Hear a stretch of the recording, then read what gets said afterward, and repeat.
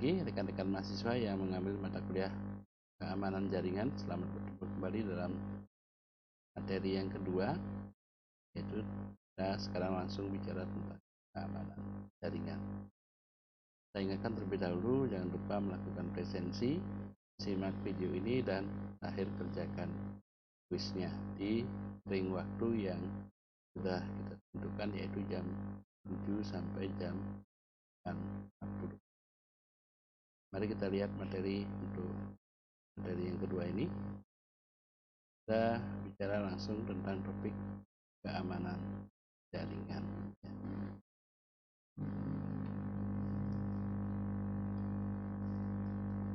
Ya, di sini ada rumus utama keamanan jaringan ya. Ini semacam joke gitu ya, yang misalnya ada pasal seperti itu. Pasal 1, tidak ada komputer atau jaringan komputer yang aman. Ya ini ya. Nah, pasal 2 nya berbunyi kalau ada sysadmin atau sistem admin yang mengatakan bahwa komputer jaringannya aman, balik ke pasal 1. Artinya ya tidak ada sesuatu sistem itu yang aman sekali ya. Pasti ada celah-celahnya. Nah ini lah macam joke gitu ya, memang tidak ada satu sistem yang aman di dunia. Nah, kenapa sih kita membutuhkan keamanan jaringan? Alasannya adalah yang pertama, makin banyaknya komputer yang terhubung ke jaringan komputer. Salah satu jaringan komputer yang paling sering menghubungkan antara komputer dengan kita adalah jaringan internet yang banyak sekali digunakan saat ini ya. Nah, kita tidak mengenal dengan tepat siapa saja yang terhubung dengan jaringan komputer kita. Kita kan sering chatting dan sebagainya, belum tentu orang yang kita maksud itu sama dengan yang kita maksud ya, di seberang sananya gitu ya. Nah, oleh karena itu keamanan jaringan menjadi penting bagi semua orang maupun semua sistem gitu ya. Nah, kemudian gambaran umum, nah di sini ada namanya peluang hacker. Hacker ini jangan dulu ya, hacker itu adalah orang baik ya, pintar komputer atau pintar jaringan, mengetahui celah-celahnya, dia bisa menunjukkan kelemahannya. Di sini masalah keamanan jaringan kurang mendapat perhatian. Kita lihat di beberapa instansi itu kurang menekankan pemanfaatan atau penggunaan sistem keamanan jaringan. Contoh kita pribadi aja mungkin ya, mungkin kita itu kalau pinjam flash disk teman dan sebagainya tidak scan terlebih dahulu, itu kurang aman ya, bisa masuk virus ke komputer kita melalui flash disk teman kita atau kita gunakan di warnet. Kemudian sering berada di urutan kedua bahkan akhir, tidak mendapat prioritas ya. Bahkan sering ditiadakan jika mengganggu performansi dari sistem ya. Biasanya keamanan jaringan itu memang sedikit mengganggu ya. Dan kita akses komputer kalau kita pasang antivirus, kadang aksesnya lebih lambat ya. Karena itu ada orang yang mengabaikan, dihapus saja antivirusnya ya. Tapi itu malah berbahaya. Nah, kemudian kenapa sih kejahatan komputer itu demikian meningkat saat ini ya? Ini ada beberapa hal yang mengakibatkannya. Pertama, aplikasi bisnis berbasis IT dan jaringan semakin meningkat. Misalnya ada online banking, e-commerce, itu saat ini luar biasa perkembangannya. Kita belanja, makan menggunakan transportasi seperti Gojek itu luar biasa menggunakan internet ya. Dan yang berikutnya adalah desentralisasi dan distribusi server ya. Server membuat lebih banyak server yang ditangani. Katakanlah misalnya Google atau Yahoo itu kan servernya tidak hanya di satu negara atau misalnya di Amerika saja, tetapi dia bertingkat di Indonesia. Di Indonesia itu ada di provinsi, kabupaten, dan sebagainya. Nah, kemudian transisi dari single vendor ke multi vendor lebih sering, dan lebih banyak sistem atau perangkat yang harus dimengerti ya. Jadi misalnya kita menggunakan sistem itu tidak satu merek gitu ya, ada yang Asus, ada yang merek Apple dan lain sebagainya. Itu menyebabkan bermacam-macam hal yang harus kita perhatikan. Dan yang berikutnya adalah meningkatnya kemampuan pemakai komputer ya. Sekarang itu anak-anak kecil SD, dari SD, TK bahkan ya, itu sudah sangat pintar komputer. Apalagi yang senang belajar itu sangat-sangat mudah sekali untuk menggunakan komputer dan belajar komputer secara mendalam ya. Dan mudah diperoleh software untuk menyerang komputer atau jaringan komputer itu sudah pasti ya di-share di internet itu. Kemudian ada namanya remote dan exploit ini dalam memanfaatkan celah keamanan software untuk menjebol sebuah sistem. Jadi, ada celah-celahnya, ada yang bocor dan sebagainya, itu bisa dijebol. Kemudian sialnya tools ini banyak tersedia di internet ya. Inilah kita sekarang itu ya mudah. Di sisi yang lain kalau disalahgunakan itu bisa mengganggu kenyamanan kita dan kenyamanan orang lain gitu ya. Nah, kita bicara tentang ada namanya firewall ya. Setiap kali kita berpikir tentang keamanan jaringan, salah satu yang terlintas adalah firewall. Firewall tembok api ya, jadi tembok yang mengelilingi suatu sistem gitu ya, barat api ya, kan orang nggak bisa masuk gitu ya. Itu yang firewall itu. Nah, sebenarnya firewall dapat berupa NAT, network address transition, kemudian paket filter, penyaringan paket yang siapa saja atau yang masuk ini bervirus enggak dan sebagainya. Kemudian content filter, isinya juga bisa disaring. Proxy firewall ya.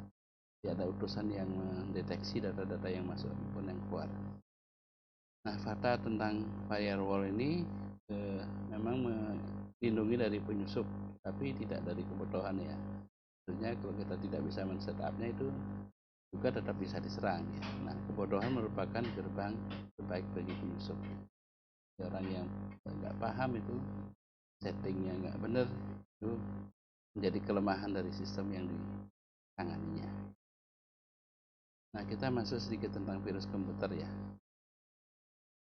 Hal ini sering terlintas di pikiran kita saat berbicara tentang keamanan jaringan. Itu adalah virus komputer ya. Virus di sini virus berupa program ya yang bisa merusak, ganggu sistem kita. Antivirus itu bekerja dengan cara memanfaatkan celah keamanan dari sebuah software.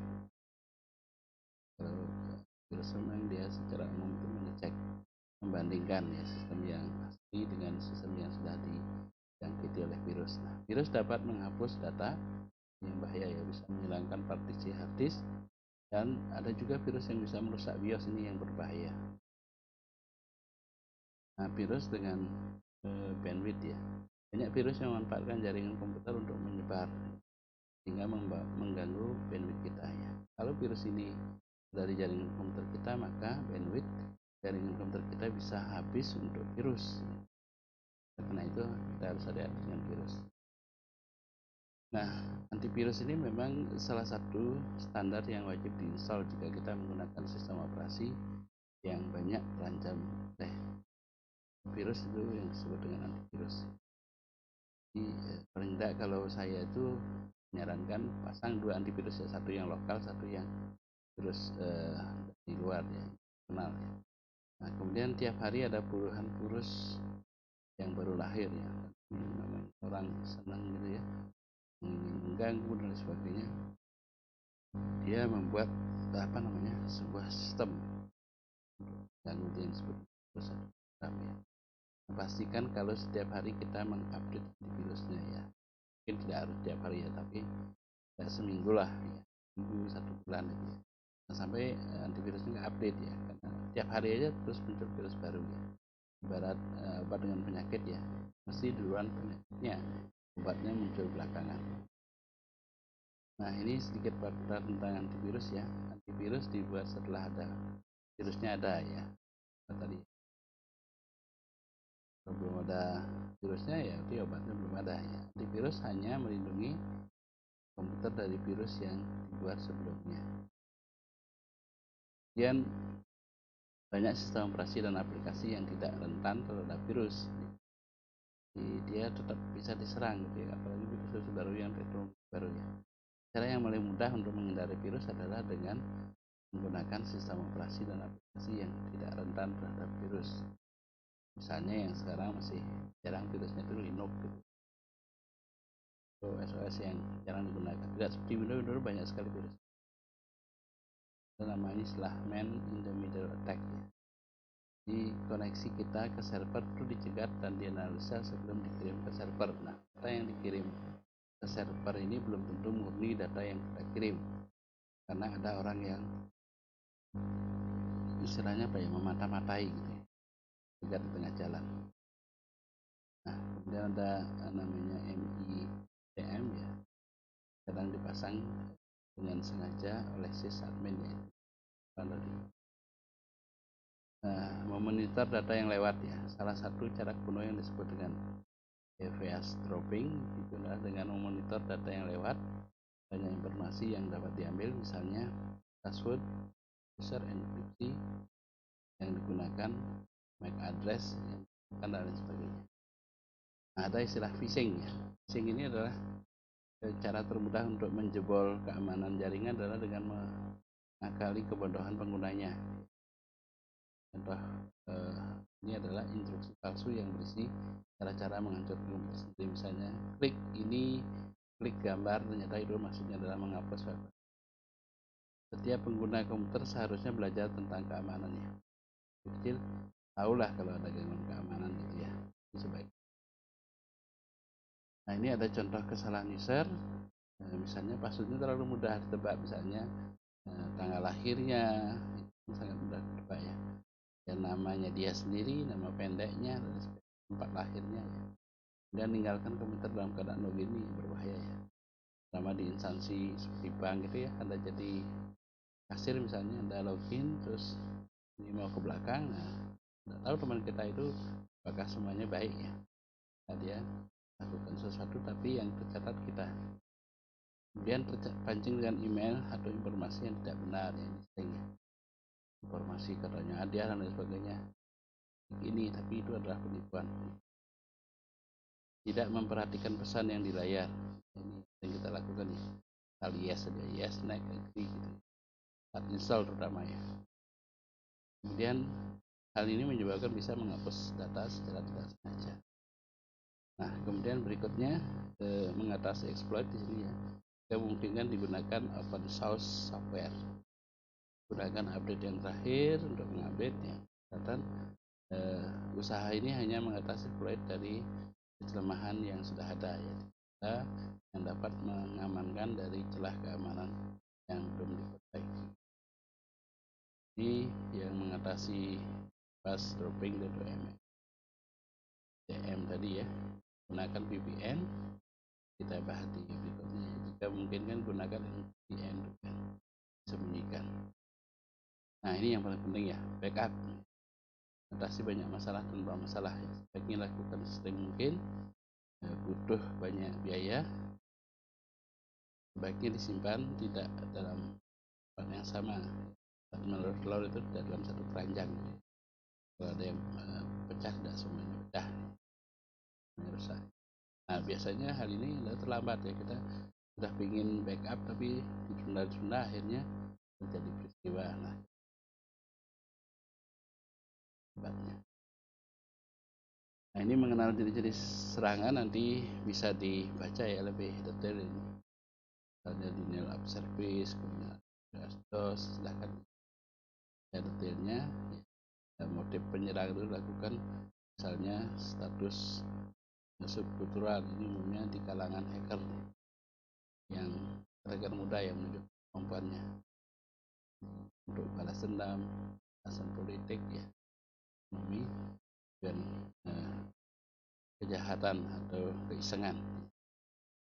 Ini di DOS itu ya, ini adalah serangan yang menghabiskan resource ya, web space-nya dan bandwidth-nya. Kemudian denial of service juga menyerang RAM, disk ya, dan sebagainya. Beberapa serangannya ada flooding, dibanjiri ya, kemudian ada Pentium for bug, mencari yang menyebabkan terjadi kesalahan ya.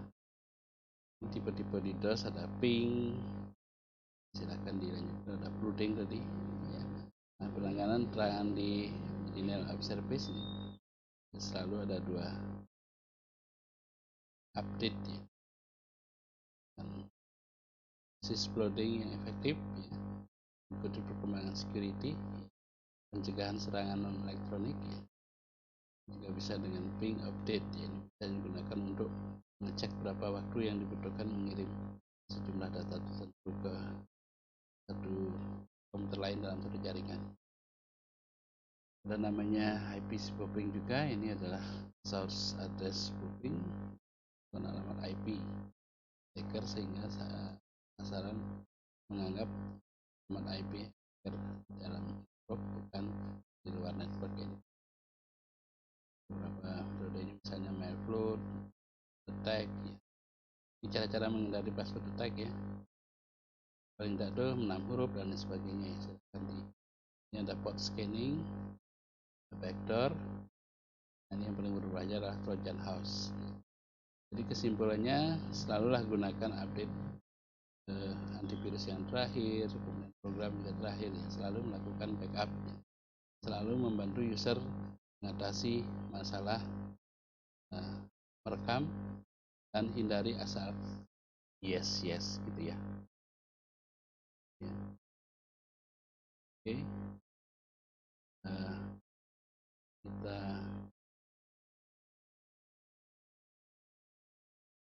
demikian yang perlu saya sampaikan untuk materi yang kedua ini. Silahkan dibaca materi detailnya di slide materi, dan kemudian terakhir baru kerjakan. Saya ingatkan sekali lagi, lakukan vaksin ya, karena sebentar lagi kita sedang siap-siap ya, luring ya, tetap gunakan protokol kesehatan. Saya kira demikian, terima kasih atas perhatiannya, selamat pagi.